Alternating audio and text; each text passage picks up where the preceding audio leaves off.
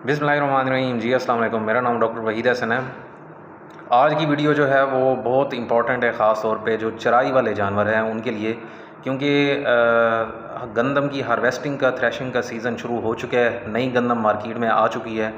तो ऐसे जानवर जो चराई पर भेजे जाते हैं, ऐसे लोगों के लिए बहुत कीमती हिदायत हैं, क्योंकि अगर वो अमल करेंगे तो अपने जानवरों को एक मोहलिक मसले से बचा सकते हैं।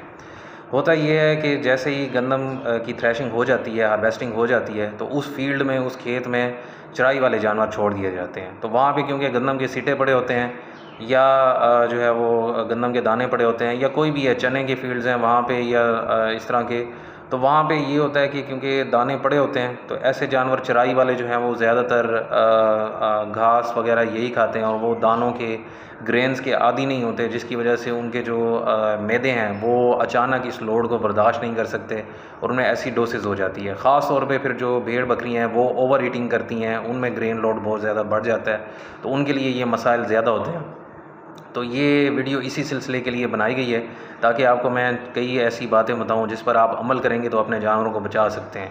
क्योंकि एसिडोसिस हो गई तो वो फिर जानवर का मैदा लाजमी डिस्टर्ब होना है। जो दूध देने वाला जानवर है उसका दूध कम हो जाएगा, ग्रोथ कम हो जाएगी, डायरिया हो जाएगा, और एक्सट्रीम केसेस में अक्सर जानवर मर भी जाते हैं, और मतलब कतारों में मरते हैं।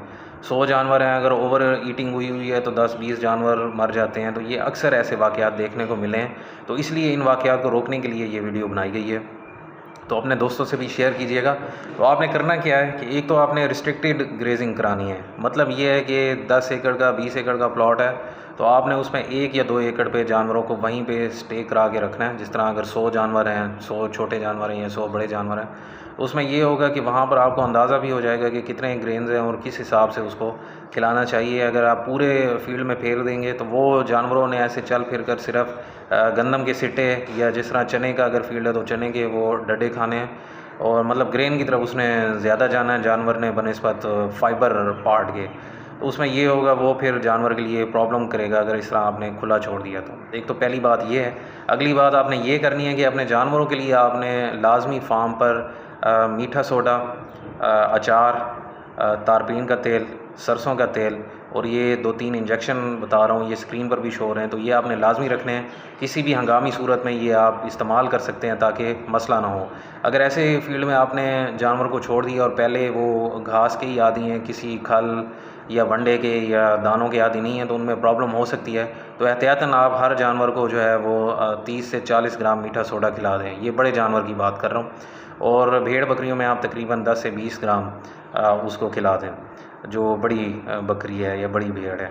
तो उसका नतीजा ये होगा कि वो उसका जो मैदा है वो इस चीज़ को टैकल कर लेगा। और अगली चीज़ आपने ये करनी है कि ऐसे फीड से जब आप शाम को फिर वापस लेकर जाते हैं जानवरों को, तो आप पानी आपने मुनासिब पिलाना है, ज़्यादा नहीं पिलाना, क्योंकि जानवर फिर ऐसी सूरत में पानी ज़्यादा पीता है, उसकी एक कुदरती डिज़ायर होती है, तो उसमें फिर ज़्यादा प्रॉब्लम हो जाती है। अचानक फर्मेंटेशन की मिकदार बढ़ जाती है, स्पीड बढ़ जाती है, उस वजह से जानवर की हालत जो है वो ज़्यादा ख़राब होने का अंदेशा होता है। तो ये चंद एक बातें थी।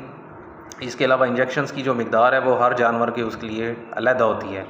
तो आप मेरे व्हाट्सएप नंबर पे रब्ता कर सकते हैं मज़ीद हिदायत के लिए भी, और चैनल पर और भी बहुत सारी वीडियोज़ हैं वो आप देख सकते हैं। तो मुख्तसर वीडियोज़ कोशिश करता हूँ कि मैं बनाऊँ ताकि आपके लिए बर वक्त और फ़ौरन मालूमात पहुँच सकें। तो दुआ में याद रखिएगा। अल्लाह आपका निगहबान हो।